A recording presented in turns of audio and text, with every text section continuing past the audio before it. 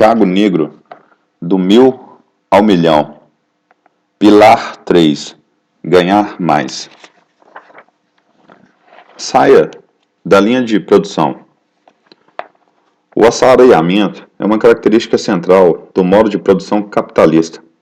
Enquanto empresários detêm os meios de produção, podem se apropriar do excedente produzido pelo proletariado, que, desprovido dos meios de produção, sobrevive pela venda da sua força de trabalho em troca de um salário. Compreender sem melindres essa equação é primordial para que fiquem claros quais os mecanismos dentro das corporações e dos esquemas de trabalhos podem lhe proporcionar chances de receber salários maiores. Ao contrário do que comumente fomos ensinados e repassamos às nossas gerações, não é o esforço por si só, aplicado em cada tarefa, que garante um aumento de ordenado. O que asseguraria isso são os resultados financeiros que o trabalhador gera para quem detém os meios de produção.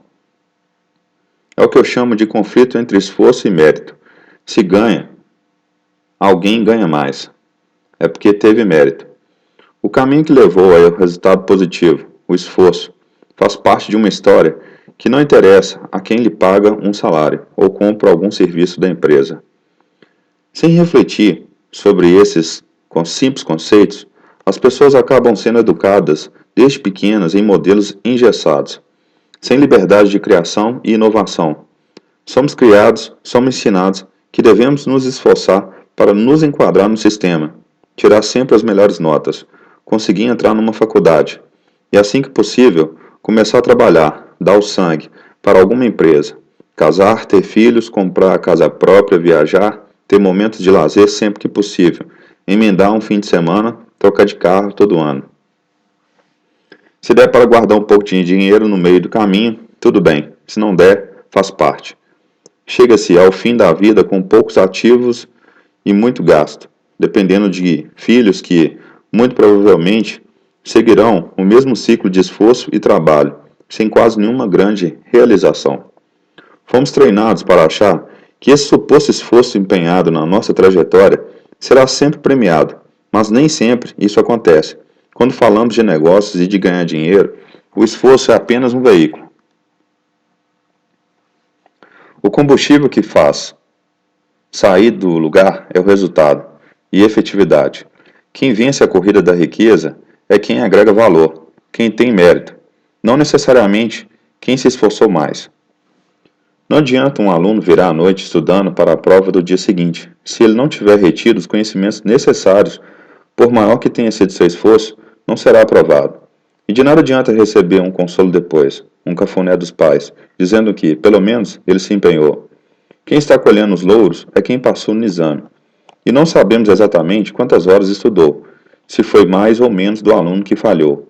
Também, não é possível comparar o estado emocional e físico dos dois alunos no momento da prova, quem mais se sacrificou ou quais técnicas cada um aplicou na prova. Na hora do 0 a 10 é a nota que conta a história final. Nos negócios e empresas, por mais que digam o contrário, vale a mesma lógica. O que é premiado é o resultado, não o esforço. É claro que o empenho e o engajamento são peças fundamentais para o sucesso, mas temos de deixar para trás a concepção errada de que deveríamos esperar ser premiados apenas pelo nosso esforço. Você receberá dinheiro de modo proporcional aos resultados que apresenta. Quantos indivíduos você conhece que dizem que passam horas no trabalho, se dedicam, trocam a vida pessoal por um serviço muitas vezes automático, que pouco agrega em valor, e mesmo assim ainda não se enriquece? Além disso, quem garante que uma pessoa que trabalha 12 horas por dia se empenhou durante todo esse tempo sem distrações, foi produtivo e obteve para a empresa o retorno financeiro compatível com tanto sacrifício? Se o esforço fosse premiado, seu conhecido já seria milionário. O operário de fábrica mais produtivo teria sempre um padrão de vida muito elevado. Mas é mais fácil ver uma máquina substituindo funções do que um funcionário mediano, mesmo que esforçado, ficar rico. Um trabalhador que corre o dia inteiro para colocar sacos pesados de lixo dentro de um caminhão, faça sol ou chuva, com certeza se esforça muito mais que a maioria das pessoas, mas ele é premiado por isso? Não. Um funcionário de empresa que sempre chega no horário, cumpre o que lhe pedem, é amistoso com os colegas e não reclama, além de ser reconhecidamente esforçado, será reconhecido? Se ele estiver trazendo mais dinheiro para a empresa, sim. Caso contrário, na visão do chefe, ele não faz nada além do que estava previsto em seu contrato de trabalho. Não, isso não é desmerecer trabalhos de natureza mais simples e que também são necessários, mas em prol da riqueza, temos de ser realistas e não suavizar o entendimento sobre produtividade, geração de valor, lucratividade e performance. O que proponho é a mudança de mindset, o entendimento real da engrenagem que nos faz ganhar mais dinheiro. E nesse trajeto não podemos cair na falácia de que todo esforço é premiado. O esforço pelo esforço não gera riqueza. O que gera riqueza é o mérito. Com base nessa sabedoria, entendemos por que muita gente, mesmo repleta das melhores intenções, afirma que a meritocracia é um mecanismo injusto, pois ela não avalia as condições sociais pré-existentes e o esforço de cada indivíduo para atingir determinado resultado, seja bom ou fraco. Mas não somos nós quem determinamos quem será o maior merecedor das coisas.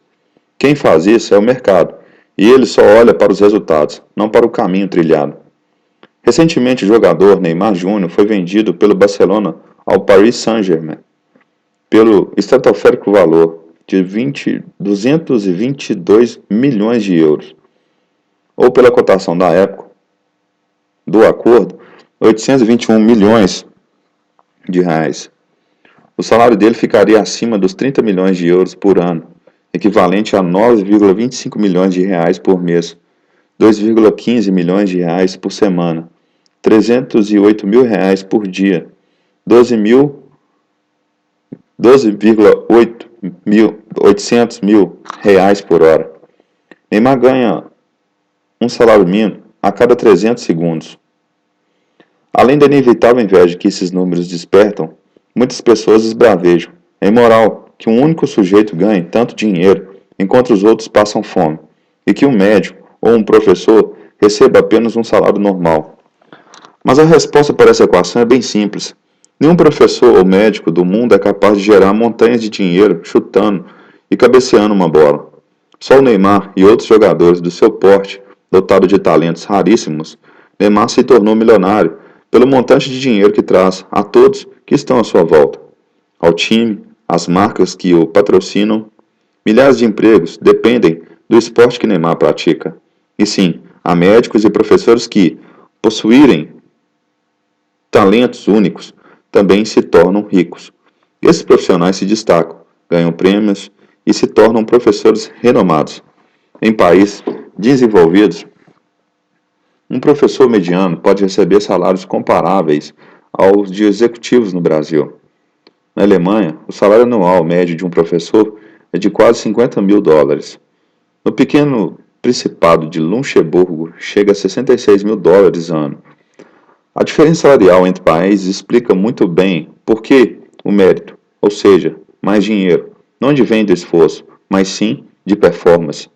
Segundo um estudo realizado em 2018 pela Fundação Getúlio Vargas para o jornal O Globo, um empregado brasileiro gera em média 16,80 centavos dólares por hora trabalhada, o que coloca o país na triste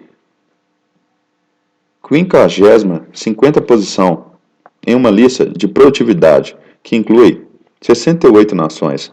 Na Alemanha, quinta colocada no ranking, os empregados são 4 vezes mais produtivos do que os brasileiros, gerando 64,40 dólares por hora, mesmo trabalhando, em média, 340 horas menos por ano que o trabalhador no Brasil.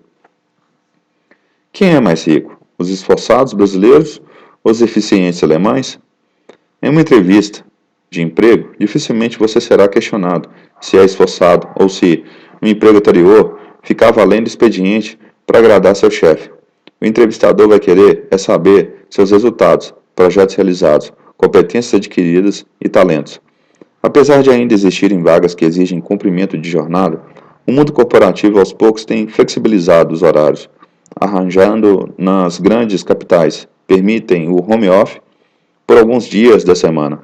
Tudo isso não tem sido oferecido de favor, mas porque grandes corporações também identificam que os maiores lucros vêm de resultados, não do controle. Se um funcionário fica mais satisfeito e produz mais por gastar menos tempo no trânsito, melhor para ambos. Entendendo essa engrenagem que rege os negócios, você começará a deixar a ingenuidade de lado e entender que seu foco para ganhar mais deve ser sempre o resultado. Se você agrega valor e dá mais resultados que os outros, as empresas vão disputá-lo e, consequentemente, poderão te pagar mais. Quem sabe disso não veste a camisa da empresa para a qual está trabalhando, veste a roupa, mas coloca por cima um paletó da corporação e aproveita a estrutura de negócio de outros para atingir seus próprios objetivos financeiros. Em um determinado momento, o ganho de capital do funcionário de mérito sempre permite que ele mesmo possa deter meios de produção, e aí o ciclo se completa, seja via empreendedorismo, com seu próprio negócio ou investimento em ações. Sua vida, sua marca. Somos influenciados por marca a todo momento, do refrigerante que escolhemos no mercado ao tênis de corrida, da escolha da pasta dental ao pão de forma. As marcas, em curtíssimo tempo, denotam atributos e convencem consumidores de que são melhores que seus concorrentes. No ativo de cada marca, em inglês, brand equity, estão depositados itens como o conhecimento de seu nome, a lealdade de seus consumidores, a qualidade percebida e as associações positivas que clientes fazem àquele produto ou serviço. A estratégia de construção da marca sempre gerou sólidos resultados para a empresa de bens de consumo. Valendo-se disso, teóricos do mundo corporativo começaram a detectar quem construía uma boa marca pessoal em torno de suas atitudes e resultados, tinha acesso às melhores oportunidades de trabalho e ganhos maiores. O que essas pessoas fazem, mesmo inconscientemente, é a chamada criação do personal brand, uma espécie de marca pessoal que as distancia do padrão médio encontrado em seu ambiente do trabalho e as fazem serem mais requisitadas. Como consequência, quem trabalha bem seu personal brand sempre consegue ganhar mais. Para entender como anda a sua marca pessoal, alguns exercícios simples podem trazer respostas, como proposto por Tom Peters em um dos primeiros artigos do mundo sobre o tema, publicado pela revista Fast Company em 1997, um bom começo é pensar como se fosse um gerente de uma das suas marcas favoritas. Perguntei a si mesmo, refletindo sobre seus talentos e habilidades, as mesmas perguntas que gerentes de marcas como Nike, Coca-Cola ou Natura fazem. O que meu produto tem que o torna diferente? Depois de refletir, descreva sua resposta em até 15 palavras. Leia o resultado, pense mais, outra vez, olhe de novo para ele e faça os ajustes finais. Se o que você estiver lendo que está escrito ali não saltar aos seus olhos, não demonstrar nenhum diferencial competitivo ou, no pior cenário, não te fisgar logo de cara, existe coisa a ser melhorada se você quer ganhar mais dinheiro. Peters prossegue e ensina que primeiro devemos identificar o que nos diferencia de colegas, o que faz ultimamente nessa semana que o torna melhor do que os outros, o que seus chefes e colegas de trabalho falam de você reflete a sua maior força. Outra estratégia simples é pedir que familiares e colegas de trabalho o descrevam com apenas uma palavra. Peça sinceramente e não leve para o lado pessoal. Você pode se achar uma pessoa dinâmica e alegre, mas ficar surpreso ao ser descrito como disperso. Imaginar-se organizado e efetivo, mas alguém elencá-lo apenas como resiliente. Ao se dar conta de como sua imagem, sua marca pessoal é projetada, seus problemas de conhecimento técnico, gestão e até mesmo de personalidade ficam mais claros. Eu, por exemplo, durante muito tempo, fui visto pelas pessoas ao meu redor como um grande conhecedor do mercado financeiro, um empreendedor corajoso. positivo, bom em vendas, mas arrogante. Essa crítica, no entanto, não me impediu de crescer financeiramente, pois foi com ela que tive clareza do meu ponto fraco, ao qual deveria estar atento em reuniões importantes. Focado em melhorar meu brand pessoal ao longo do tempo, passei a ser avaliado de maneira muito mais positiva por quem tinha contato comigo. Os benefícios foram inúmeros, incluindo oportunidades de negócio, ter minha opinião sendo considerada relevante em debates e, surpreendentemente, saber que sou lembrado e reconhecido até quando não estou presente. O valor que você emite e propaga para quem está à sua volta será sempre determinante na possibilidade que você ganhe mais dinheiro. Se você não agrega valor percebido para a sua empresa, para os negócios ou para quem está ao seu lado, menores serão suas chances de aliados dispostos a lhe darem mais oportunidades ou comprarem mais de seus serviços. Dar-se conta disso é fundamental para a construção de seu mérito. Existem pessoas que são muito boas em gerenciar o patrimônio alheio. Seguem no horário para trabalhar, não faltam, realizam tarefas de maneira adequada e cumprem o que lhe é pedido. Mas quando se trata de sua própria marca, pouco tem a agregar. Esse tipo de pessoa não busca um contínuo aprimoramento dos seus conhecimentos. Gasta todo o seu dinheiro com diversão ou itens supérfluos, não lê livros ou assiste documentários. Não está ativo fisicamente, não cuida da alimentação e saúde. Faz muitos favores para os outros e dedica pouco tempo a si mesmo. Muitas vezes é desleixada com a forma como que se veste ou se apresenta em alguns locais. Faz postagens inadequadas em redes sociais e anda com companhias que não têm conteúdo. Por mais que tentemos dizer que o meio corporativo é cético, a vida íntima não faz parte dele. O tipo de conversa que conseguimos engajar em nossa marca pessoal propaga estarão sempre sendo avaliados. E se você não tem uma marca forte e positiva, será sempre ignorado durante as grandes tomadas de decisões, mesmo aquelas que impactam em sua vida dentro da empresa, como uma mudança de cargo. A reflexão sobre nossa marca pessoal também é um grande passo para a construção de um plano estratégico de carreira. Todos precisam saber em qual patamar se encontram e onde querem chegar. Com as ferramentas acima em mãos, volte seus olhos para todas as ações e atitudes, habilidades, técnicas e posturas. Quais livros estão na sua estante? O que sai da sua boca em rodas de conversa? Reveja suas redes sociais, os e-mails que envia, quais oportunidades aparecem em seu entorno e que não foram direcionadas para você, mas para alguma outra pessoa. Compare entre as marcas de vocês e entenda em quais pontos um colega pode ter tido vantagem. Será que, como produto, você está posicionado com uma embalagem legal? A validade está em dia? E se você perceber que seu tipo de talento está em promoção no mercado? Talvez sua marca nem mesmo representa o seu maior talento. Descobrir qual é ele será fundamental para a construção da marca que você quer tornar reconhecida. E é com ele que você pode mudar o jogo, ao seu favor. Faça uma lista com várias coisas que você sabe fazer bem, como saber falar em público, criar empatia, escrever, fazer previsões financeiras, calcular ou desenhar. Entre tudo, o que conseguir pensar, com certeza há uma que você saiba melhor do que as outras. E, tenho certeza, se descobrir qual é o seu talento nato, você se dará conta de que sabe trabalhar com ele, inclusive, melhor do que a maioria das pessoas que estão ao seu redor. Existe sempre alguma habilidade que, para você, é nata, ou executá-la com mais facilidade. E é nela que pode estar o ponto de virada de sua carreira. Joel Moraes, ex-nadador da seleção brasileira e hoje palestrante requisitado para falar sobre sucesso, dá um exemplo claro da importância dessas identificações do seu maior talento.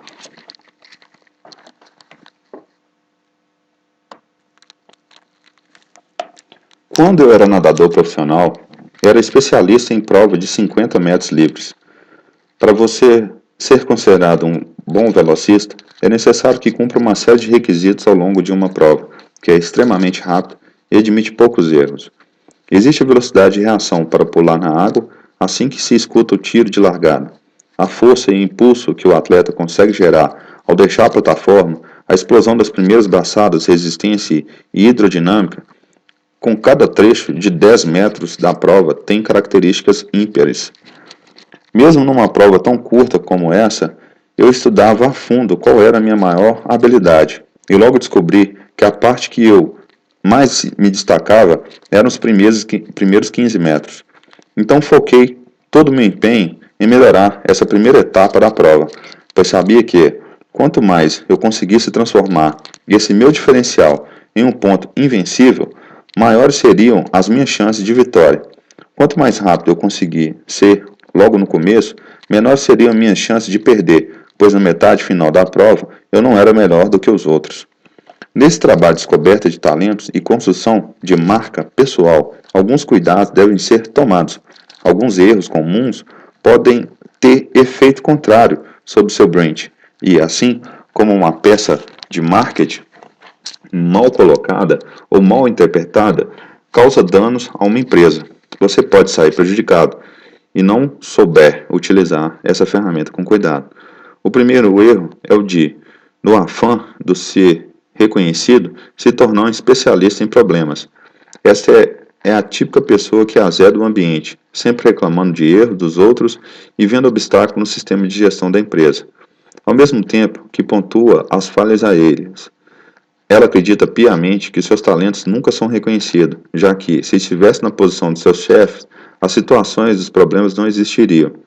De maneira iludida, o caçador de problemas sempre se acha muito superior e inteligente por encontrá-los, mas nunca coloca a mão na massa para resolvê-los. Quem quer ser promovido ou ascender não deve apontar os erros em processos e estratégias, mas sim entregar possíveis soluções. Coloque-se na posição de líder. Você valorizaria mais quem lhe diz o que está errado ou quem chega com respostas? Outro profissional que faz uma leitura errada do brand é que os classificamos como pidão. Ele passa o tempo todo falando de si, impondo suas habilidades para fazer parte de projetos, solicita indicação para vagas para as quais não possui qualificação alguma, ou pede para amigos que seja incluído em todos os esquemas. Esse profissional focaliza que é uma boa alternativa para qualquer espécie de negócio, mas não entende que resultados andam de mão dadas com mérito.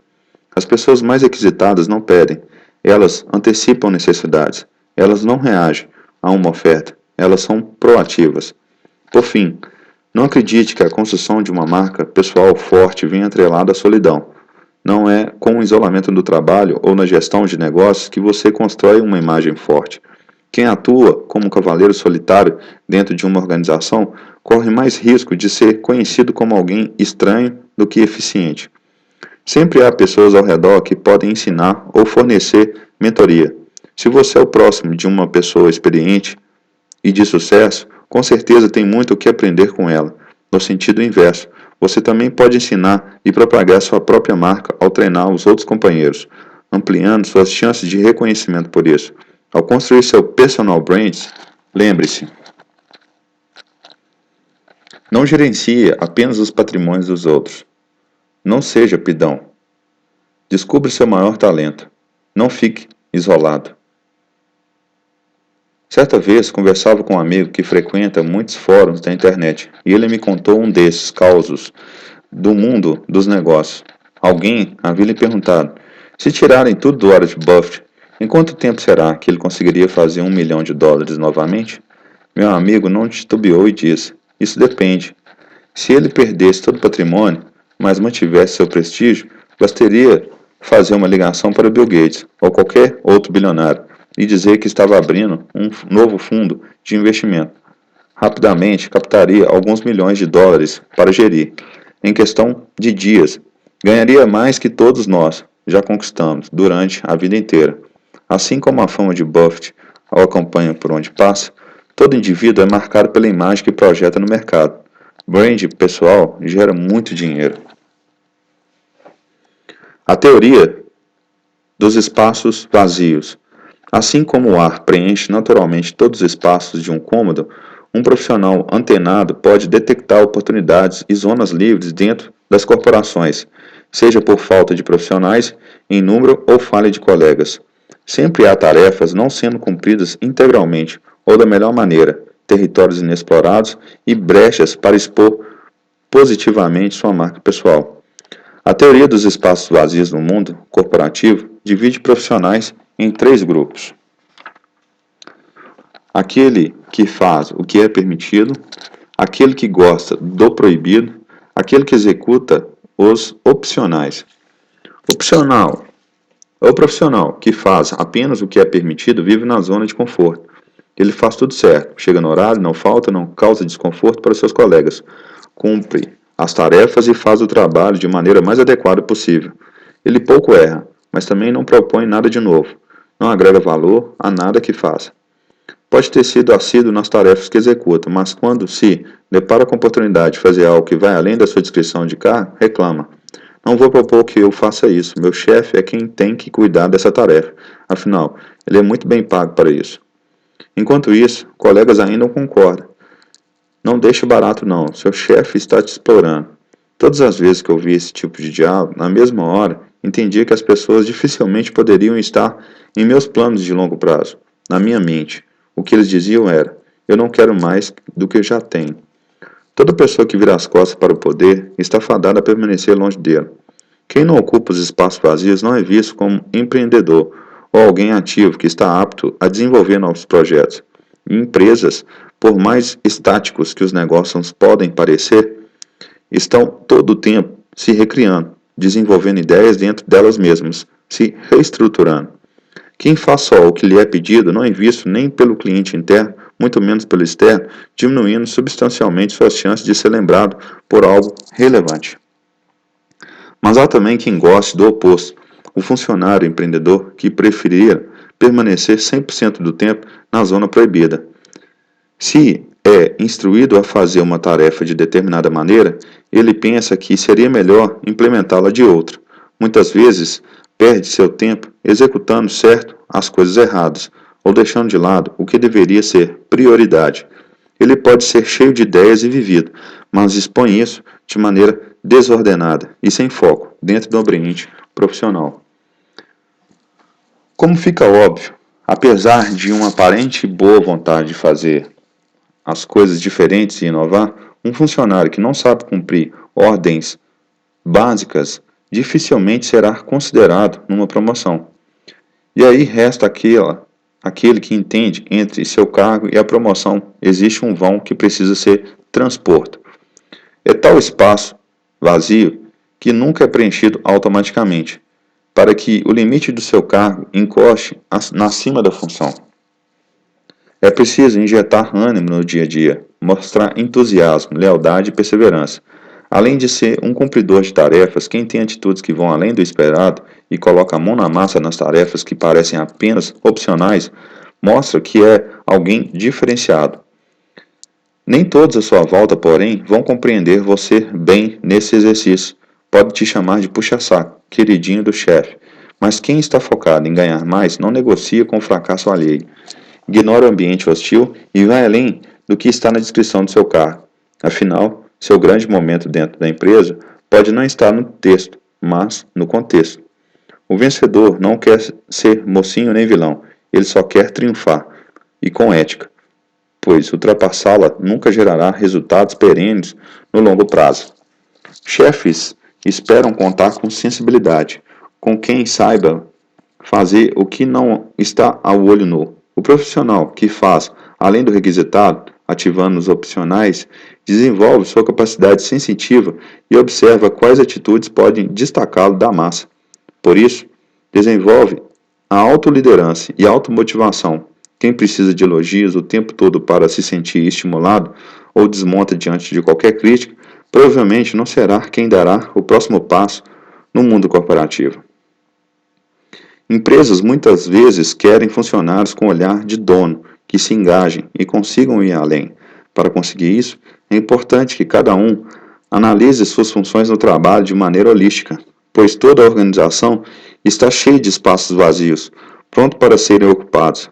Se for capaz de preenchê-los de forma ativa, não apenas com ideias e falácias, mas gerando resultados visíveis.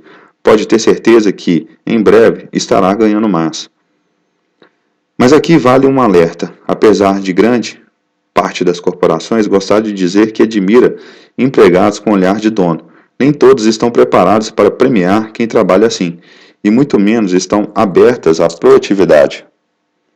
Olhar para o histórico de crescimento profissional de outros colegas e como líderes atuam pode ser bons indicativos para compreender se você está inserido em um ambiente meritocrático. Caso não sejam muitos óbvios os resultados de quem foi promovido ou laureado, talvez o melhor caminho seja migrar de ambiente. Construção de autoridade. Há mais de 100 anos, o sociólogo Max Weber já detalhava em uma de suas obras clássicas, Ciência e Política, que a autoridade é uma forma de poder que não implica força. Ao contrário, ela envolve uma ideia de suspensão do julgamento por parte dos que submetem a ela. As diretrizes ou ordens são seguidas porque se acredita que devam ser seguidas. A obediência é voluntária. Mesmo após tanto tempo, palavras como autoridade, liderança e chefia continuam sendo confundidas no mercado de trabalho e negócios, por causa da falta de reflexão sobre o que representa. A autoridade é muito pouco explorada por quem ainda está galgando degraus na carreira. A boa notícia é que, como Weber mesmo disse, você não precisa ser chefe para ter autoridade. Saber construí-la por meio de suas habilidades e técnicas, maiores talentos e brand pessoal é possível. Exercer autoridade, mesmo quando ainda fora da chefia, faz com que suas chances de ganhar mais se multiplicam. Quanto mais autoridade você exercer sobre determinado assunto, menos ingerência você sofrerá. Isso significa que, ao demonstrar pleno conhecimento de suas tarefas e ao saber como executá-las, mesmo com esmero, menos interferência de chefe você terá ao longo do tempo. E isso, pouco a pouco, pavimenta o reconhecimento de que você não precisa de comando, mas está apto a passar a tarefa para o outro funcionário que ainda precisa aprendê-la. Enquanto dedica seu tempo às estratégias para tornar essa prática ainda mais eficiente dentro da corporação. A construção de autoridade passa por diversos níveis. Se você pensa em conquistar um cargo de liderança, deve necessariamente estar preparado para fazer dela seu aliado. O primeiro passo para isso é dissecar quais aspectos fazem parte da exigência para quem atualmente gerencia sua área de atuação. Isso não significa que você queira tomar o lugar de alguém que está acima de sua hierarquia ou vá prejudicá-la.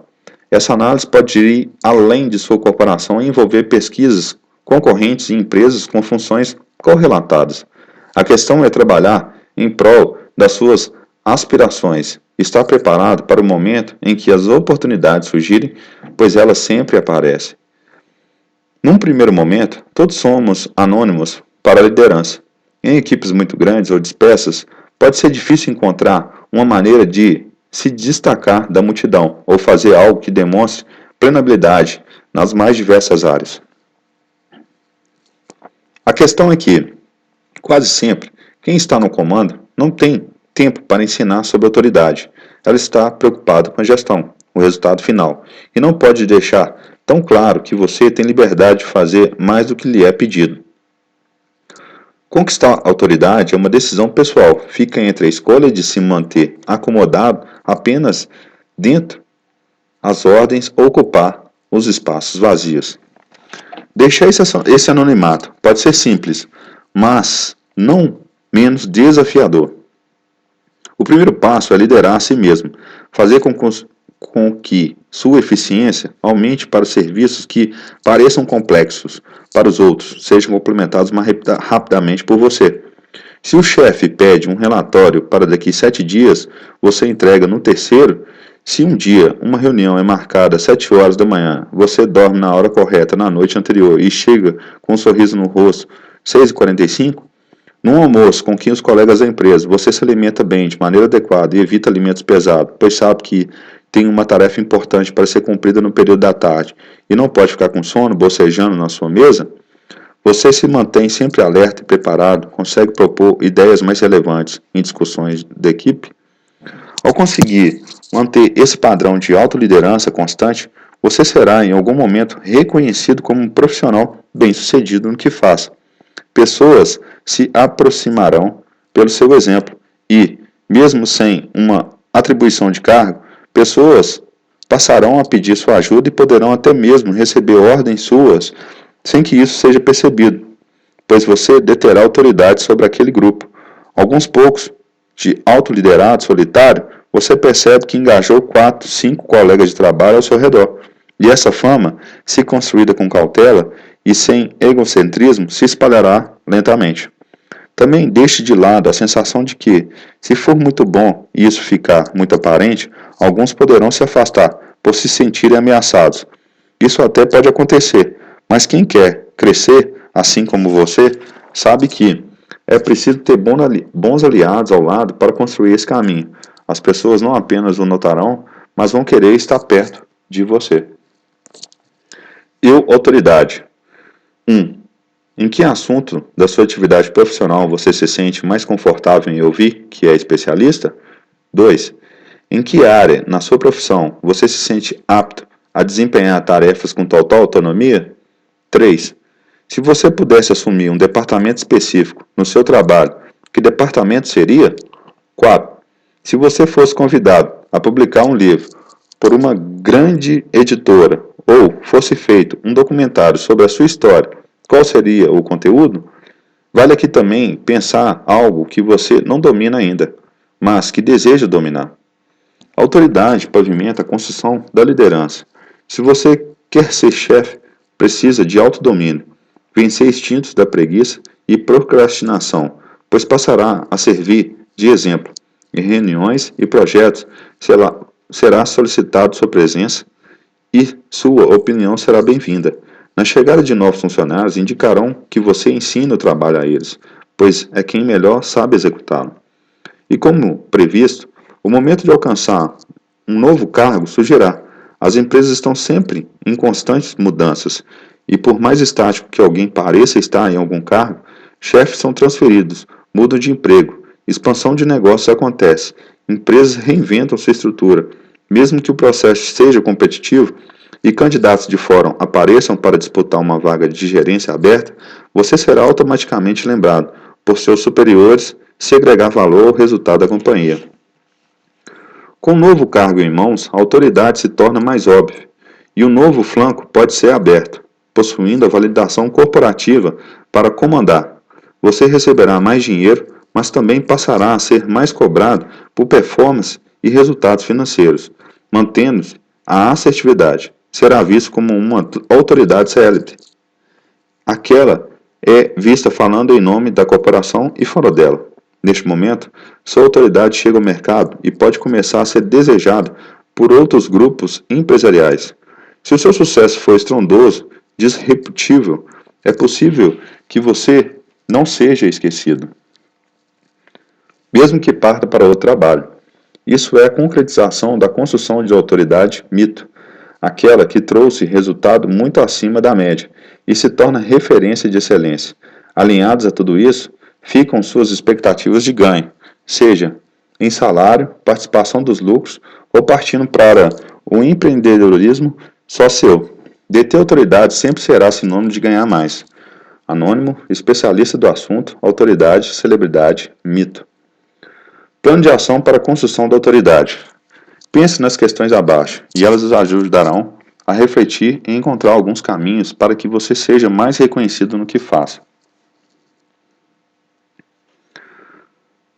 Você quer ser autoridade em qual habilidade? 2. Onde você quer que isso aconteça? 3. Quem participa desse objetivo? 4. Quando vai acontecer? 5. Qual a evidência de que você conseguiu? 6. O que você ganha com isso? Quais são os benefícios que obterá? 7. O que você perde com isso? Esse objetivo ou resultado afeta negativamente outras pessoas do meio da qual você faz parte? Se a resposta for sim, o que você precisa alterar no seu objetivo para que afete apenas positivamente outras pessoas ou o seu meio? 8. Por que isso é importante para você? Quais os valores que você vai satisfazer com sua meta? 9. Quais ferramentas precisa para atingir seu objetivo? recursos financeiros, conhecimentos, métodos, tempo, habilidades e competências? 10. Quais as formas para conseguir isso? Qual o seu plano de ação? 11. Você conhece alguém que já fez isso? Como essa pessoa conseguiu? 12. Qual será seu primeiro passo? 13.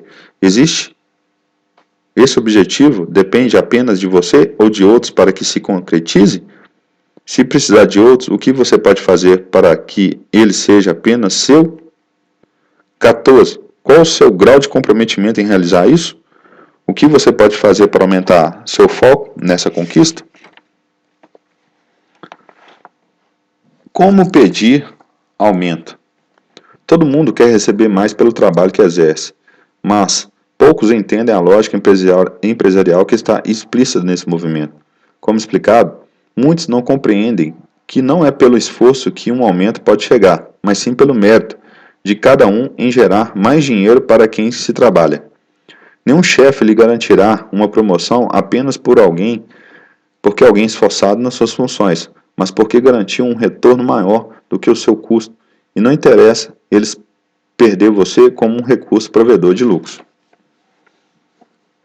Entender a mentalidade do dono é fundamental para que seu anseio de receber um aumento não seja frustrado com facilidade, independentemente do seu argumento, sejam eles pessoais ou profissionais. Ao apagar das luzes, empresas sempre querem ganhar mais dinheiro, mas nenhum chefe vai externalizar esse argumento ao negar uma promoção. E é por isso que você deve estar consciente dele antes de fazer um pedido desse tipo. Deixando de lado mais uma vez a ingenuidade acerca do que move os negócios, é hora de entender como você pode gerar mais lucros para a companhia, mesmo recebendo mais. O que deve ser feito para que topem sua proposta? Consegue cortar alguns gastos, alguns custos, fazer com que a marca da empresa se posicione melhor? Aumente a escalabilidade de algum serviço ou a torne mais reconhecida por algo? Se nada disso estiver claro, sua proposta de aumento será muito frágil. Quando alguém pede um aumento, o primeiro pensamento que passa na cabeça de um chefe não são as suas qualidades, mas sim quanto custaria para demiti-lo. Se você pede mais, saiba que está sujeito a passar por uma avaliação muito mais dura sobre seus resultados. Você será destrinchado, comparado e pressionado. Se a empresa detectar que fica mais barato colocar alguém novo em seu lugar em vez de lhe pagar mais, este é o momento que cogitarão o seu desligamento da empresa. É por isso que a argumentação sobre o mérito é preponderante. É nesse momento que você coloca em jogo a conquista da autoridade, o tempo dedicado e o aprendizado e o aprimoramento de funções, os processos que foram melhorados pela sua atuação, as novas práticas que foram criadas e validadas. Toda a sua competência intelectual, experiência e familiaridade com o negócio vão pesar. Um profissional de fora levaria quanto tempo para ser treinado? Será que ele teria a mesma motivação? E em quanto tempo adotaria o DNA da empresa? Não chegue à mesa de negociação sem estar preparado para tudo isso, e não transforme o pedido em uma guerra. Ele deve ser feito em forma de um diálogo e comunicação do que de uma imposição, pois pode ser que, mesmo avaliando seu merecimento, a empresa ache que não esteja pronta para, naquele momento, lhe dar um aumento. E aí entra uma forma com que você vai apresentar a discrepância entre o seu salário e o que é pago no mercado. As provas de que o valor que você agrega é muito maior do que está sendo pago a você. Muitas das objeções que poderá sofrer podem ser previstas, e respondê-las com coerência também lhe dará mais chances de conquistar o objetivo de ganhar mais. Mas, repetindo, não confunda este momento com a hora de mostrar qual foi o seu esforço. Argumentos sobre como você sempre cumpriu seus horários, executou as tarefas pedidas e foi cordial não servem de nada. Isso tudo será esperado de você ao ter sido contratado e simplesmente fazem parte da descrição do seu cargo. Ter concluído algum curso ou o famoso MBA, por exemplo, não pode fazer parte de um contexto vazio. Apresentar um diploma sem detalhar por que ele trouxe mais dinheiro para a companhia não terá validade alguma. A verdade é que os donos de negócio estão pouco se importando com seu desenvolvimento profissional. se isso não estiver diretamente relacionado às chances de obterem maiores rendimentos. Para conquistar um aumento, a negociação tem que ser vista muito mais como um convênio do que uma simples mudança no contrato. No primeiro, chega-se a um acordo que é bom para todos. No último, existem cláusulas em que cada um apenas defende seu lado. Não deixe de entender os planos da empresa. Peça um prazo e direcionamento claro da companhia sobre seu pedido. Se seus argumentos forem sólidos, com certeza uma resposta rápida chegará até você. Caso contrário, talvez você perceba que é o momento de ganhar mais em outro lugar. Não se venda por hora. Seguindo as leis trabalhistas brasileiras, um trabalhador pode ter uma jornada semanal máxima de até 44 horas, apesar de, no Brasil, salários serem regidos por um pagamento mensal. Não é difícil calcular quanto vale a hora trabalhada de cada um. A questão é que, quanto menos operacional for a função, há menos clareza sobre o valor de cada minuto gasto no trabalho, e isso é uma grande vantagem para quem pretende ganhar mais. Um gerente de operações, por exemplo, pode gastar minutos para resolver o mesmo problema que um analista na mesma área. Um publicitário fica horas divagando sobre um produto, para em poucos segundos alcançar o insight necessário para uma campanha de sucesso e só então começar a desenvolvê-la. Como medir o valor de cada hora deles, se a forma como executam o trabalho pode ser totalmente diferente? Trabalhos que não são feitos de pura repetição quase sempre podem ser pagos via desempenho, não hora trabalhada. Com esse conceito em mente, você pode começar a aproveitar melhor seu tempo e estender em que a hora não vale, em absoluto, o valor exato da divisão de sua jornada de 44 horas semanais. Em números, se eu recebo um salário de R$ 1.000 considerando uma média de 21 dias úteis no mês, chego à conclusão de que ganho por hora R$ 5,4. Mas se eu executo minhas tarefas em 30 horas semanais e não 44, o valor da minha hora está saltando para R$ 7,9. Só que seu chefe não precisa saber disso. O que você vai pedir para ele é que sua remuneração seja realizada pelo seu desempenho, não pelo tempo que a performance permanece na empresa. Com isso, você ganha flexibilidade, liberdade geográfica e maior aproveitamento de seus talentos. Com mais tempo livre e maleabilidade em seus horários, você pode dedicar parte do seu foco para aprender novas coisas, reduzir o estresse da sua jornada e logística de deslocamento, aprender a priorizar tarefas mais importantes e, em suma, se tornar ainda mais produtivo no momento em que estiver concentrado em alguma atividade. Além disso, o profissional que se vê cobrado por resultados e não por bater cartão na hora certa, consegue liberdade para se dedicar a outros projetos e criar novas possibilidades de receita, o que alavanca, mais uma vez, seu potencial de ganhos.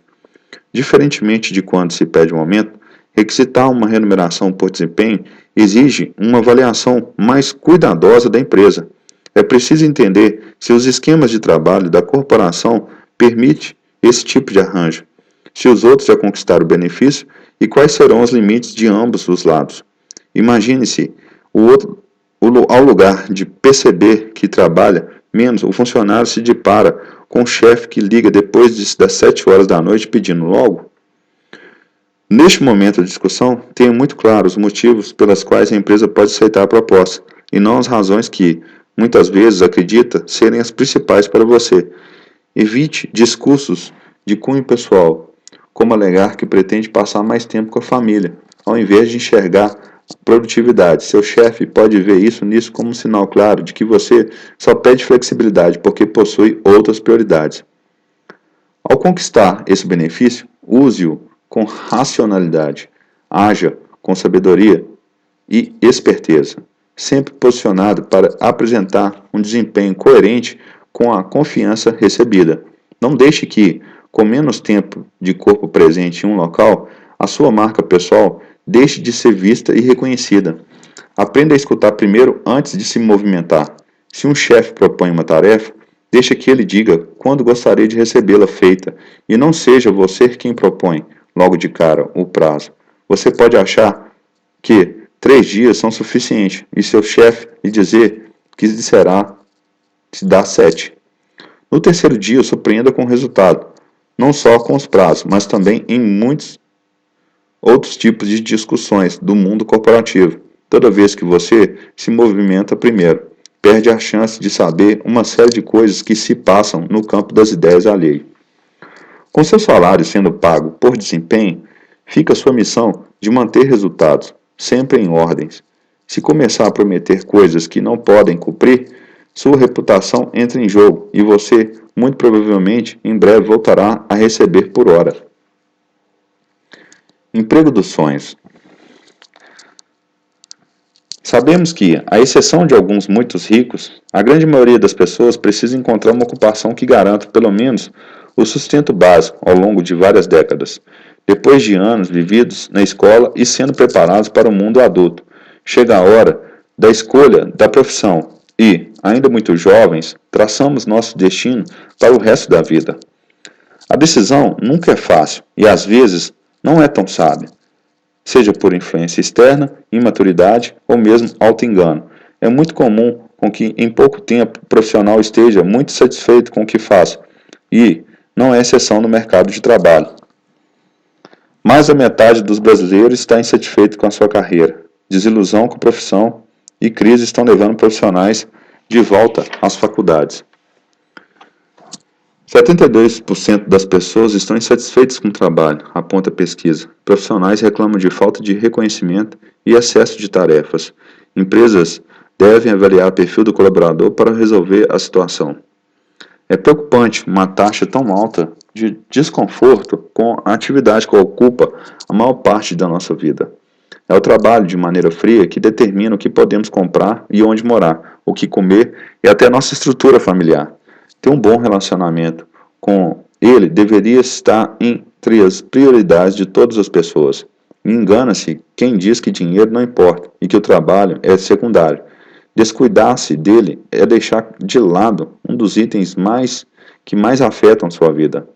Essa frustração explica um pouco sobre a mudança na relação pessoa-trabalho proposta pelos chamados millennials, a nova geração que está em busca de mais realização do que de sucesso, que avalia mais uma empresa pelo seu modelo de negócio do que pelo status de produtos que manufatura.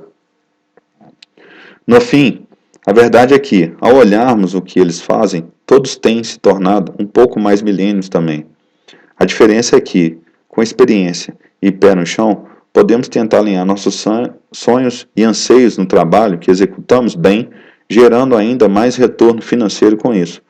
Temos a completa noção de que a recompensa salarial é parte essencial do trabalho que escolhemos, com a consciência maior sobre a relação vida-trabalho. Podemos desenhar com mais exatidão o que podemos chamar de emprego dos sonhos.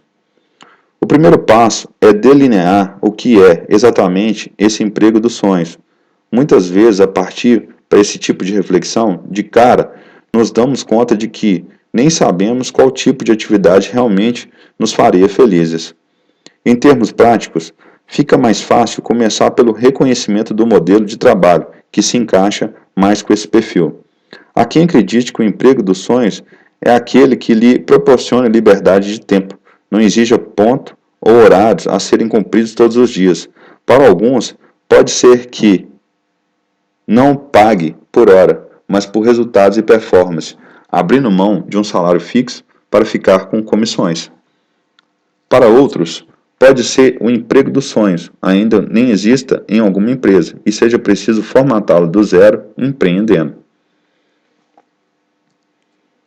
A performance e o empreendedorismo, inclusive, estão entre as melhores estratégias para se ganhar mais. Porém, pouquíssimas pessoas se sentem seguras com essas formas de trabalho. Será que a pouca previsibilidade, porém com chances de maiores ganhos, faz parte do seu sonho?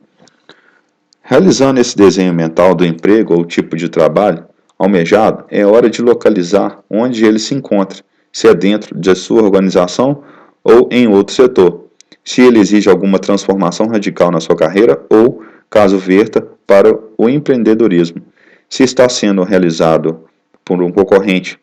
E é importante conhecer como funciona na prática, o que você sonha e, a partir de exemplos reais, saber qual será a sua forma de conquistá-lo. Com o reconhecimento e a validação do sonho nas melhores práticas existentes, parte-se para a administração dos riscos de se buscar tal transição. Ao contrário do que se pensa, o risco está em todo lugar, até mesmo nos empregos considerados mais estáveis, e por isso não é preciso fugir dele, mas sim estar preparado para enfrentá-lo. E, como em todo planejamento, entenda que ele não é um fim, mas deve ser adaptado às constantes variáveis apresentadas pela vida e pelo mercado.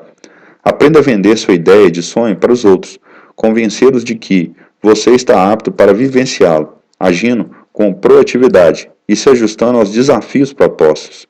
Faça dessa busca uma reconstrução de si mesmo, aplicando no seu dia a dia um processo de melhoria que determine o que quero fazer menos, o que quero deixar de fazer, o que quero fazer mais, o que gostaria de criar.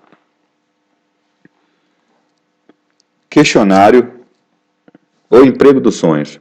Às vezes, estamos insatisfeitos com o que fazemos, mas, ao mesmo tempo, não temos ideia muito clara do que realmente nos traria maior satisfação profissional. Pensar sobre essas perguntas abaixo é um exercício para que pode facilitar essa tarefa. Não se esqueça de escrever suas anotações, pois uma reflexão pausada e profunda pode lhe mostrar alguns caminhos. 1. Qual seria um emprego dos sonhos para você? Pense e escreva em detalhes. 2. Qual é o formato de trabalho que você mais almeja? Por tempo, por produtividade? Seja bem específico em sua resposta. 3. Onde ele acontece? No escritório, na sua casa ou de maneira remota? Seja específico. Seu salário não importa. Salário, por mais altos que sejam, não podem ser considerados referenciais de riqueza. Quem é rico sabe que precisa construir um futuro diversificando capital de diversas formas, pois entende que rendimentos exponencialmente maiores são sempre atrelados a negócios e dividendos. Nenhum exemplo extremo de como isso funciona, basta olhar para o último relatório de imposto de renda pago pelos 400 mais ricos dos Estados Unidos, divulgado periodicamente pela Receita Federal norte-americana. Os dados apresentados mostram que menos de 5% dos ganhos desses milionários advém de pagamentos salariais, enquanto 60,4% dos recebimentos fica com ganhos de capital, que inclui mais diversos ativos, como ações, debêntures, imóveis e bens de natureza variada. Estamos falando da nação mais rica do planeta e de suas maiores fortunas, mas a amostra é interessante no raciocínio da riqueza, das pessoas com muito dinheiro que você conhece. Quantas vivem apenas de um emprego comum? Mesmo as que são assalariadas, o que fazem com parte do que ganham? Trabalhar pelo lucro é melhor do que trabalhar pelo salário? Pessoas ricas nunca possuem apenas uma fonte de renda. Elas entendem que o fluxo de receita não pode vir apenas de um canal e estão atentos a todas as oportunidades de fazer o dinheiro trabalhar por elas, seja por meio de investimentos ou da criação de negócios. Sabendo disso, devemos ao longo da vida estudar maneiras de criar nossos próprios multicanais de receita. Como explicado ao longo deste livro, investimentos são um belo caminho para isso, mas empreender deve estar no radar de todos que almejam ganhos realmente maiores. E mesmo para os que dizem não possuir uma veia empreendedora ou que é quase impossível ampliar suas entradas de capital, ponderar sobre o tema com perspicácia e entusiasmo é preponderante para quebrar paradigmas e entender que todo mundo pode sim começar um negócio, mesmo quando não possui capital para investir. Algumas páginas atrás falamos sobre habilidades e talentos de cada um, e no empreendedorismo vale a mesma lógica. Você de fato possui alguma habilidade e competência que a maioria das outras pessoas não tem, mas gostaria de possuir, e por conta disso, elas estão dispostas a pagar para que você as ensine a ter essa competência, ou até mesmo que faça por elas algo que sozinhas não conseguiram. Exemplos de competências individuais não faltam: ser organizado, saber administrar bem o tempo, ser bom em finanças pessoais, saber falar em público, ter facilidade com outros idiomas, A lista é infinita e pode estar muito ligada inicialmente a um hobby, saber cozinhar bem, fazer um artesanato diferente, escrever poemas nas horas vagas, fazer exercícios de maneira correta e manter o corpo saudável, e assim por diante. Você sempre fará algo melhor do que alguma parcela das pessoas. E olhar para a sua habilidade como um mecanismo para a riqueza pode ajudar a construir uma ponte que o conecta com o empreendedorismo. Num primeiro momento, você simplesmente ensinar aos outros o que sabe fazer, por exemplo, oferecer consultoria financeira a amigos ou dar aulas de algum idioma, cozinhar para fora nos finais de semana, oferecer mentoria e um planejamento pessoal. Se você tem um capital para investir, pode ser o momento de abrir aquele café que tanto sonha, ou uma academia, ou uma pousada, ou um comércio de roupas. Nunca pense no meio como um fim. Grandes empresas começaram muitas vezes de projetos de garagem. Certa vez, ao debater nas redes sociais sobre habilidades que poderiam ser aplicadas ao empreendedorismo, recebi um comentário em um tom de brincadeira. Eu não tenho habilidade alguma, só tenho habilidade de dormir. Na hora todos riram, mas, se pararmos para pensar, até dormir não deixa de ser uma baita aptidão. Quantas pessoas no mundo não gostariam de dormir bem e não conseguem? Será que dessa sua aptidão poderia vir alguma ideia de negócio? E se você ainda não encontrou mesmo um caminho claro para o empreendedorismo, saiba que existe ainda um batalhão de outras pessoas com boas ideias, mas pouca capacidade de implementá-las ou vendê-las. Unir-se a elas pode ser a maneira de empreender, seja numa sociedade ou até nas chamadas franquias, modelo de negócio que vem em formato e possui um benchmark naquele determinado setor, diminuindo os riscos da operação. Nesse modelo de negócios, você estará pagando um pedágio ao dono original da ideia, mas essa associação pode ser um facilitador para muitas pessoas que não se sentem confortáveis em empreender sozinhas em um primeiro momento. O que você faz quando não está trabalhando deveria ser seu trabalho. Pense em como você aproveita o tempo livre e se há espaço para monetizar algo dentro dele. Seu estilo de vida pode conter alguma motivação que sirva de porta de entrada para os ofícios que têm muito valor. O autor norte-americano Napoleon Hill, um dos pioneiros no estudo sobre a construção da riqueza, acreditava que encontrar esse propósito é uma das leis do sucesso. Mas será que é possível criar um propósito a partir do nada? Se ainda somos muito jovens ou não temos certeza de que realmente gostaríamos de ter na nossa vida?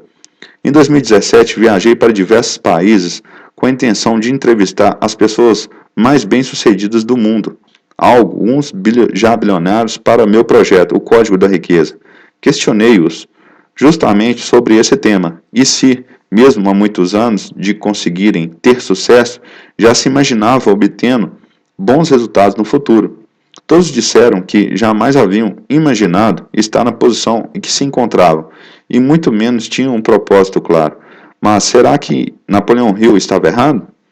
Voltei a pensar sobre como construir minha carreira. Eu estava na faculdade, não sabia exatamente o que queria fazer, mas logo me tornei um apaixonado por investimentos. Meu primeiro contato com essa área foram os incríveis filmes que eu assistira na época de escola, como o aclamado A Procura da Felicidade, protagonizado por Will Smith, ou Pugness, Wall Street, estrelado por Charlie Chance. O que parecia um mundo muito distante se aproximou de mim quando, em uma palestra promovida pelo meu curso, um rapaz de terno apresentou aos estudantes o funcionamento das bolsas de valores e as possibilidades que existiam para que quisesse se tornar um investidor. Quase ninguém prestou atenção ao que era ensinado, mas eu fiquei vidrado quando foi feita a projeção de juros compostos. Como poderia um investimento de R$10.000 hoje se transformar em R$10 milhões no futuro, se você investisse bem em seu capital? Esses números ativaram uma paixão e vontade de aprender, que mexeu com a minha ambição, meu cérebro, meus sonhos, e com tudo o que era possível. Tenho certeza de que foi ali que começou minha história como empreendedor, mesmo que naquela época eu ainda não fizesse ideia de aonde aquele gosto pelos números poderia me levar. E minha primeira empreitada real nessa área não foi das mais promissoras. Recebi dos meus pais um grande incentivo, R$ 5.000, para que eu aprendesse a me virar e criar oportunidades para buscar minha independência. Minha primeira ideia foi, junto com meu pai, conversar com o gerente do banco, onde eles tinham a conta. Lembro até hoje da minha ingenuidade e da cara de pau do gerente. Coloque todo o seu dinheiro na poupança. Ele vai render bem. E, no futuro, você poderá viver de rendimentos. E foi o que eu fiz. Segui as ordens de alguém que, por mais que estivesse representando uma grande corporação, não estava com o futuro em jogo. Sendo jovem, logo fiquei impaciente. E alguns poucos cálculos percebi que o discurso sobre ficar rico com a poupança não fazia sentido algum. E a partir de cara, sem planejar, para o extremo oposto, a renda variável. Saquei com confiança tudo o que tinha e me apaguei o que lembrava dos filmes. Aqueles engravatados, cheios de dinheiro, investindo em negócios absurdos na bolsa de valores e rapidamente construindo fortunas.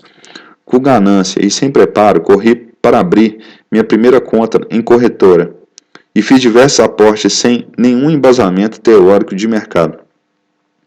Em poucos dias, houve uma turbulência na bolsa de valores e me vi desesperado com um pequeno patrimônio que tinha se transformado em poeira.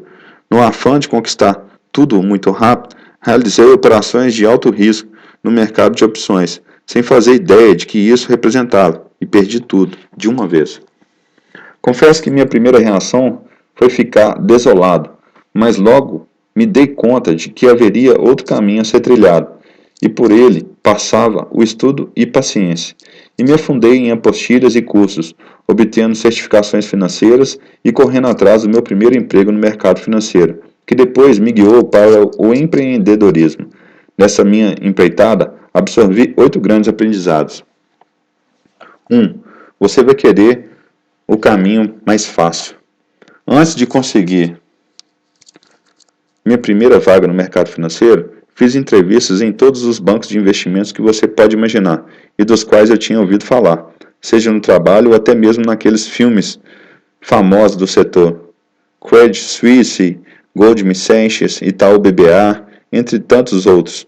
Fui negado em todos. Em um desses grandalhões do mercado, inclusive fui chamado para uma entrevista, que foi agressiva e um pouco receptiva a um jovem que estava ali animado para conquistar um trabalho. Eu havia sido humilhado pelo diretor, que me entrevistara. Sem rodeios, ele me disse, de forma rápida, que por cursar uma faculdade reconhecida, apenas na área de marketing, sem tradição no mercado financeiro, eu estava inapto para trabalhar ali. Assim como o mercado quis me jogar para baixo, muitos tentarão dizer que você não é capaz, mas isso não me afetou. Segui olhando para frente sempre. E cada fracasso era guardado na minha estante de aprendizado sobre como reagir à desconfiança e evitar erros comuns. A primeira oportunidade profissional chegou, e numa indústria bem diferente da qual eu imaginava, numa fabulosa fábrica de chocolates, na gigantesca multinacional Haiers. Aproveitei cada segundo de imersão no mundo corporativo para galgar experiência, postura e bagagem, que me levariam ao meu sonho, que era o mercado financeiro. Continuei ouvindo muitos nãos e cheguei a pensar que talvez o melhor seria seguir o caminho mais fácil e aceitar que deveria trabalhar apenas na indústria que primeiramente me acolheu. Mas o sonho não me deixou e persisti nos estudos em busca de conhecimento. Até que, ao participar de um curso chamado Operador de Mega Bolsa, promovido pela Bolsa de Valores na época, ainda BM&F Bovespa, conheci uma pessoa que se identificou com o meu projeto de vida. Ele me convidou para trabalhar com ele em uma corretora independente. 2. A oportunidade pode vir disfarçada. Temos a tendência de acreditar que toda dieta que começa na segunda-feira será nossa salvação. E por isso, comemos sem culpa tudo o que quisermos no domingo. A segunda chega, começamos bem, mas logo nos damos conta de que é mais difícil do que parece. No meu caso, também foi assim. Pensei que, Ao conseguir finalmente meu primeiro emprego no mercado, no ramo, seria fácil, pois já estava dentro do seleto clube do mercado financeiro. Nunca me esqueço da alegria de chegar no meu primeiro dia de trabalho, de como a sensação de vitória explodia em meu peito. Fui logo perguntar para a recepcionista onde deveria me sentar. Apesar de simpática, ela disse que não fazia ideia. Sozinho, pedindo informação a algumas pessoas, finalmente achei minha mesa e o computador. Liguei a máquina e não tinha a senha corporativa. E o meu cartão de acesso ao prédio, quem podia me fornecer? Ninguém sabia. E logo me vi em um caos de ansiedade. Eu perguntava qual era a minha função, se alguém poderia me explicar o que eu deveria fazer, e só me respondiam: vá atrás de clientes e traga aqui para operar, comprar e vender ações. Mas de fato, como eu conseguiria um cliente? O que eu precisava para falar com ele? Como funcionava a plataforma da corretora? E meu salário como fica? Eu não sabia de nada e não tive um mentor para me ajudar. Quem me chamou para trabalhar já estava ocupado com as outras coisas e percebi que muitos que estavam à minha volta mal tinham algum propósito para estar ali. Certo dia cheguei a ver um colega jogando em um celular, enquanto as operações piscavam em seu terminal. Fui absorvendo ao máximo que podia, me apegando aos exemplos bons que haviam por ali. Eu ia modelando minha forma de atuar, inconscientemente. Conforme entrava um contrato com alguém que eu admirava, eu fazia o oposto, ao interagir com que eu não tinha bons resultados. Se alguém gritava ao telefone e mantinha uma postura ranzinza, eu me esforçava a ser diferente. Havia um colega da balada que só queria saber de festas e prazeres. Eu notava como ele ficava improdutivo em alguns momentos da semana. Mas também conheci um profissional concentrado e amistoso, sentado no fundo, que já tinha formado uma equipe, tinha fotos da família na mesa e estava sempre ganhando muito dinheiro. E ali me projetava. Comecei a observar tudo que ele fazia, qual o jeito que conversava ao telefone. Me aproximava e pedia conselhos sempre que podia. Aos poucos, fui entendendo que precisaria convencer potenciais de clientes de que eu era ótimo conselheiro e entendedor do mercado, instigando a abrir conta deles comigo. Quando esses clientes movimentassem dinheiro, entraria a comissão e eu ganharia parte da receita. Aliás, só depois de algumas semanas descobri o quanto ganharia naquele trabalho. Você não tem salário aqui, só vai ganhar o que conseguir de comissão trazendo novos clientes, alguém me avisou. Logo percebi que estava pagando para trabalhar, gastando com transporte e alimentação para correr atrás dessa figura, até então desconhecida para mim, o cliente. Sem mentor, sem salário, sem amigos e sem saber o que fazer direito, passei um ano desesperado atrás de clientes. Eu abordava ex-chefes, amigos da faculdade, quase implorava para que eles abrissem uma conta comigo. Eu pagava almoço com dinheiro que não tinha, andava quilômetros a pé para não me preocupar com o custo do transporte, mas tentava de todas as maneiras trazer alguém para a corretora. Lembro que durante meu primeiro ano de trabalho, captei cerca de R$ 100.000. Era muito difícil e solitário, um aprendizado doído, cujo propósito final começava a tomar forma. E logo algo deu muito certo. A empresa solicitou que eu obtivesse uma certificação específica para trabalhar como corretor e assim, como em outros cursos, me dediquei e fui aprovado. Adicionei essa habilidade ao meu currículo disponível no LinkedIn. Em pouquíssimo tempo fui chamado para uma nova entrevista de emprego, dessa vez a uma corretora ligada a XP Investimento. Ou seja, se eu não tivesse persistido, mesmo em um ambiente tão hostil, talvez eu nunca tivesse recebido o convite que mudou completamente meu futuro no mundo dos negócios. Trabalho para aprender. Em meu trabalho no escritório ligado a XP Investimento, percebi que eles atuavam em um nível de profissionalismo muito mais elevado e arrojado do que eu estava acostumado. Ao ser aprovado, eles me deram duas opções de salário: trabalhar por uma comissão poupuda ou receber um variado baixo, mas como um salário fixo. Eu, inocente, logo respondi que preferiria ter, pelo menos, uma renda garantida. Um funcionário ironicamente disse: se você não acredita que vai conseguir resultado, por que será mesmo que eu estou te contratando? Imediatamente mudei de opinião e disse que preferiria trabalhar apenas por comissão. Afinal, fazia sentido. Eu tinha batalhado muito para estar ali. Me preparei com estudos e certificações. Se eu tinha confiança que era bom, queria ganhar o máximo possível sobre o meu resultado. O único problema é que, talvez, eu passasse muito tempo trabalhando sem receber quase nada, pois ainda estava adquirindo experiência. E foi o que aconteceu, mas o jogo logo foi virando. Brigar para ganhar 1.000, 2.000 reais a mais ali no começo seria muito pouco em comparação ao valor que eu poderia alcançar no futuro. Ali aprendi boa parte do que eu sei hoje em relação a como encantar, prospectar e abrir a conta de um cliente. Se eu trabalhasse por dinheiro apenas, acabaria vendendo minha hora para alguém que ganharia mais dinheiro com o meu trabalho, e só isso. Eu não sou um vendedor de horas. 4. Escala. Em pouco tempo, aprendi muito e desenvolvi minha forma de trabalhar, começando a me destacar como o melhor assessor do escritório. Eu captava muitos clientes, das mais diversas formas que encontrava. Os meus primeiros grandes clientes, por exemplo, vieram da faculdade. Não eram os alunos, mas sim os pais deles.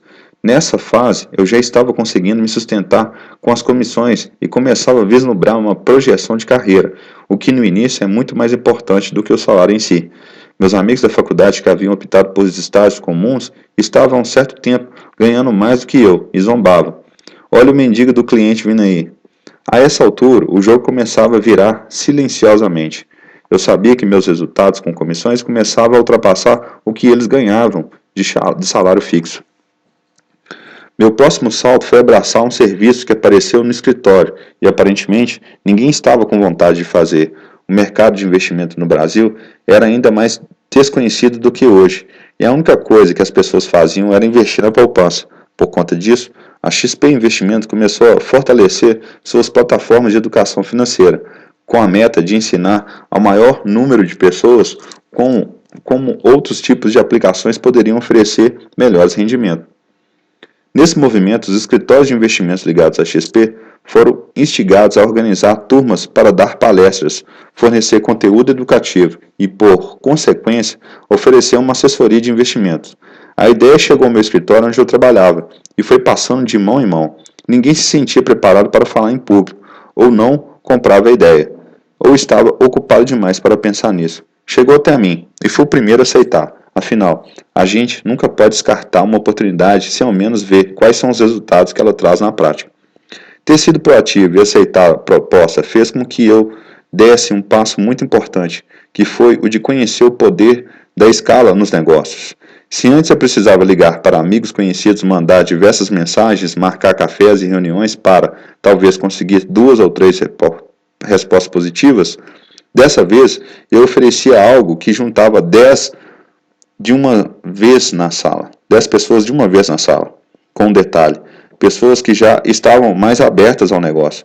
Logo percebi que meu tempo gasto era o mesmo, mas eu falava para muitas pessoas ao mesmo tempo, ganhava escala, e foi então que comecei a aumentar muito o tamanho da minha base de assessorados e, consequentemente, ganhar mais. Um desses clientes, inclusive, criou um bom relacionamento comigo e acabamos nos tornando amigos. Certo dia, ele me contou que tinha outro amigo chamado Henrique, que também tinha um sonho de trabalhar no mercado financeiro. Marcamos um almoço para sermos apresentados e percebi que Henrique não tinha o perfil correto ou esperado para o setor. Naquela época, Henrique trabalhava em uma montadora como operário de fábrica, montando caminhões. Não tinha formação educacional apropriada, nem bons relacionamentos que pudessem trazer contas poupudas, muito menos experiência. Mas ele queria muito, muito mesmo. Perguntei, quanto você precisa ganhar de salário para trocar de emprego?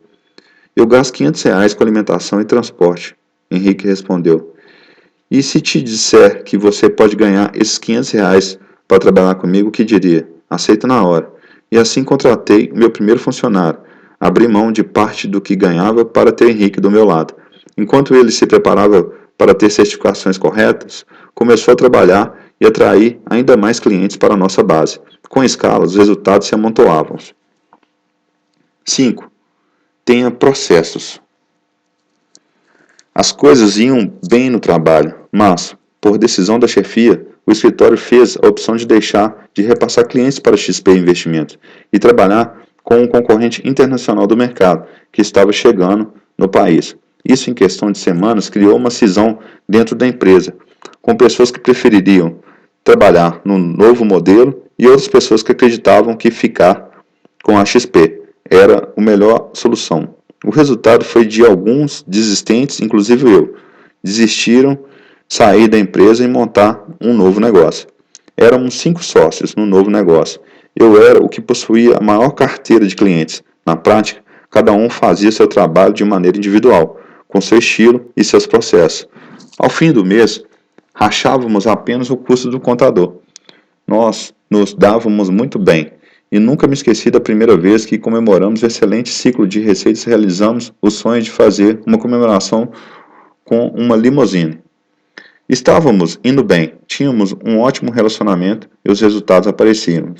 Chegamos à conclusão de que não fazia sentido cada um se desempenhar a mesma função sozinho, às vezes perdendo tempo com as mesmas coisas ou deixando de criar escalas em outras.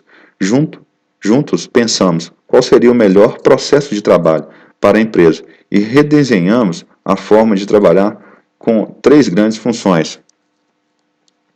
Cold Call era quem fazia ligações frias, ou seja, contato com listas de clientes que ainda não haviam sido testados ou talvez não tivessem nenhuma noção dos produtos que poderíamos vender.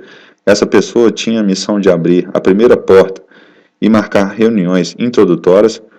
Hot Call, essa pessoa ia pessoalmente até as reuniões e tinha o trabalho de convencer as pessoas a abrir contas e tornarem-se nossos clientes.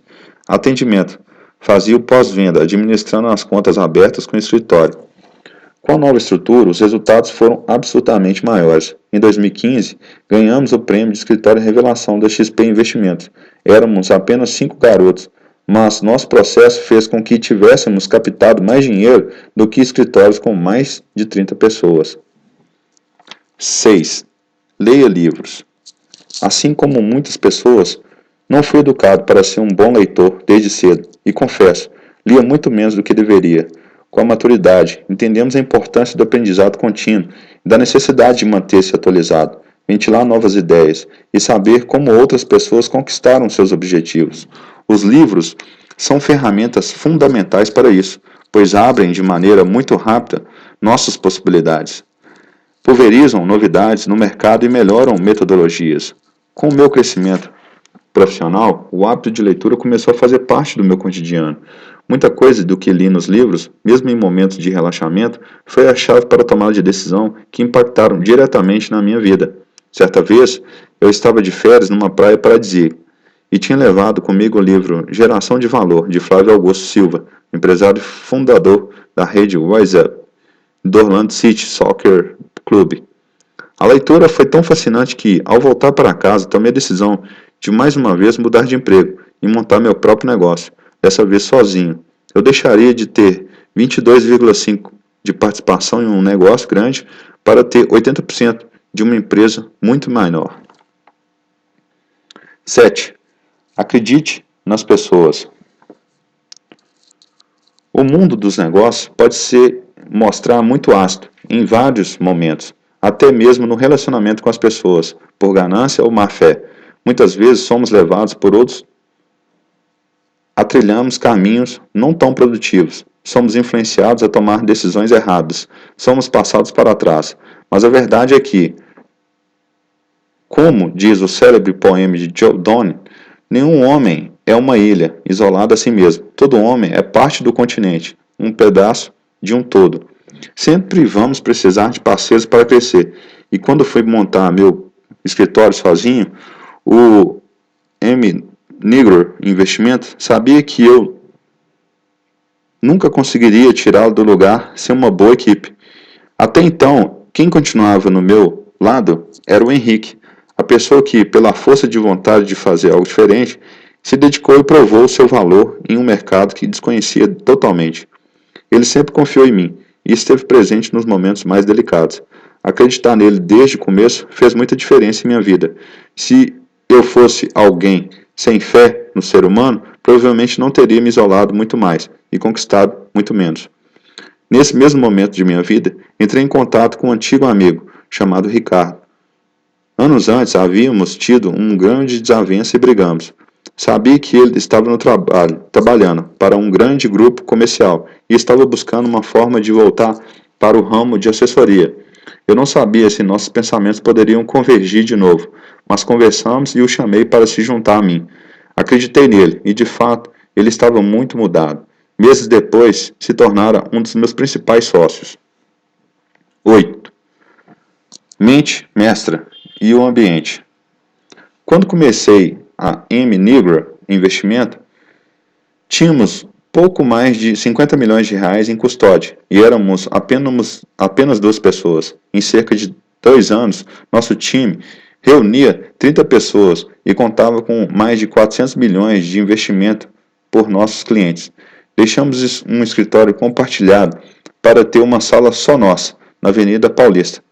Parte de nosso sucesso veio de nossa metodologia de trabalho, que foi inspirada nos conceitos da chamada mente mestras, ensinados por Napoleão Hill. Sim, aquele mesmo que citei logo no começo da história, sobre minha trajetória. Para ele, a mente mestra é algo que pode ser definido como a coordenação de conhecimento e esforço, em um espírito de harmonia entre 2 ou mais pessoas para alcançar um propósito definido.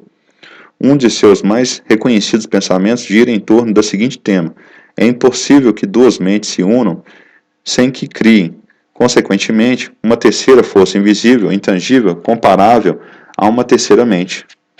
Napoleão Hill. Para Hill, o conceito da mente mestre é suportado por 3 pilares. A soma de todas as mentes de um ambiente cria uma força maior, o poder do efeito coletivo. Todo sucesso não resulta apenas do poder pessoal de uma pessoa única. Um ambiente de sucesso comporta um grupo que opera de forma harmônica, com um propósito definido. Na M-Nigra Investimentos, reunimos uma equipe de pessoas que juntas conseguiam ter um resultado muito maior do que se trabalhássemos sozinhas. Adicionamos a isso um sistema de compensação meritocrático que todos entendiam que os resultados eram o motor de receitas, e só com ele poderíamos ter lucros compartilháveis. O ambiente, assim, se auto-estimulava em prol do desenvolvimento e estimulava ideias positivas e a inovação. Estava indo tudo muito bem, até que um grande choque me fez ir ao encontro do pensamento Hill sobre a importância do propósito para o sucesso. Um dos meus primeiros grandes clientes faleceu por causa de um câncer. A notícia de sua partida foi um choque que me levou a questionar a vida como nunca havia feito. Essa pessoa tinha muito dinheiro, status e bens, mas era extremamente ocupada com o trabalho. Acumulava afazeres, estava o tempo todo trabalhando para ter mais dinheiro. Ela não aplicava, na prática, o conceito de que o dinheiro deveria trabalhar para ela e não tinha uma vida totalmente plena. E percebi que eu, assim como todo mundo à minha volta, tinha o mesmo comportamento. E foi aí que minha vontade de compartilhar conhecimento sobre investimentos e como esse caminho pode ser libertador se delineou com um grande propósito de vida. Vendi meu escritório e foquei minha vida para a comunicação no mundo digital, com a criação do canal Primo Rico, a primeira de várias das minhas iniciativas no campo de ensino. Em vez de afetar 5 mil clientes, agora falo todos os meses quase 1 milhão de pessoas sobre dinheiro, investimento, carteiras e negócios. No fundo, ensino a elas como inverter a origem da riqueza do trabalho para o rendimento da servidão a um emprego em busca da liberdade financeira. Até breve, primo. Este livro foi escrito para dizer que o sucesso não é para todos. Sim, não acredito que o sucesso chegue para quem queira permanecer apoiados em pensamentos convencionais, que não estejam dispostos a quebrar paradigmas e sacrificar em algum determinado ponto. O sucesso não alcança quem deixa a vida levá-lo, pois somos nós que levamos para onde quisermos.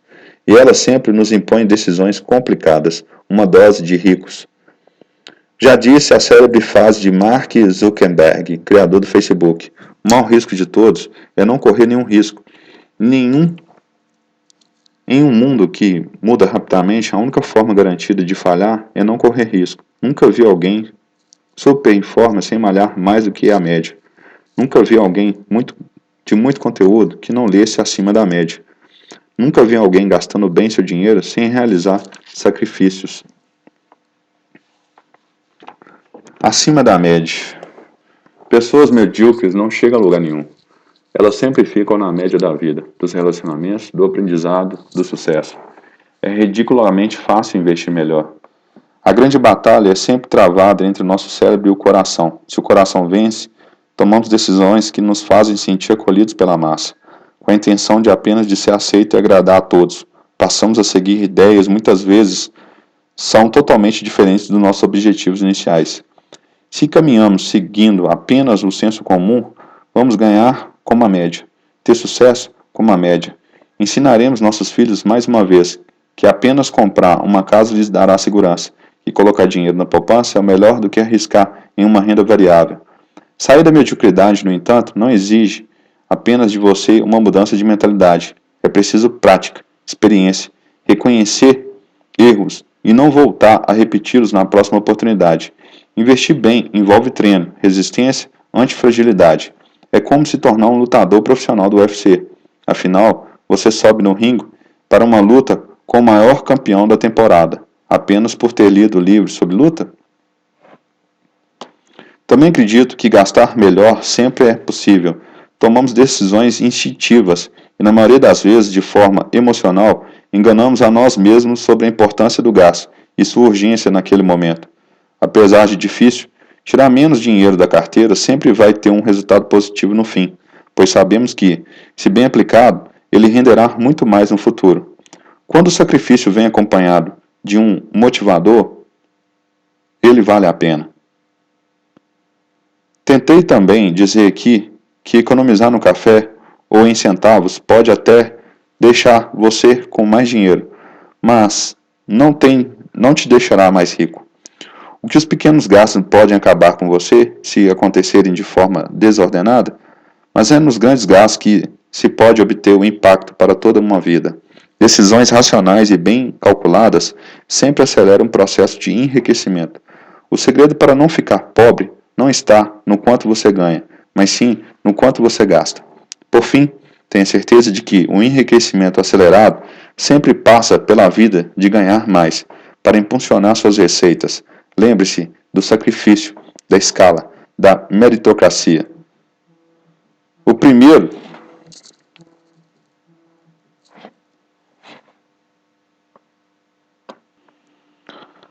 porque sem ele você não consegue nem ao menos sair do sofá para trabalhar duro. A escala, pois, sem ela, não se exponencia ganhos. A meritocracia, pois, sem agregar valor, você não pode cobrar mais do que já recebe. Tudo que já foi proposto aqui não exige que você seja previamente rico, tenha vindo de família abastada, tenha recebido uma herança gorda ou que tenha tido algum estudo especial. Quem não teve oportunidades ou desperdiçou as que teve, antes de chegar a essa leitura, pode ter certeza, ainda há tempo para reescrever sua história. Sempre há tempo para alcançar os resultados que você almeja. Basta que você dê o primeiro passo e que ele seja na direção certa.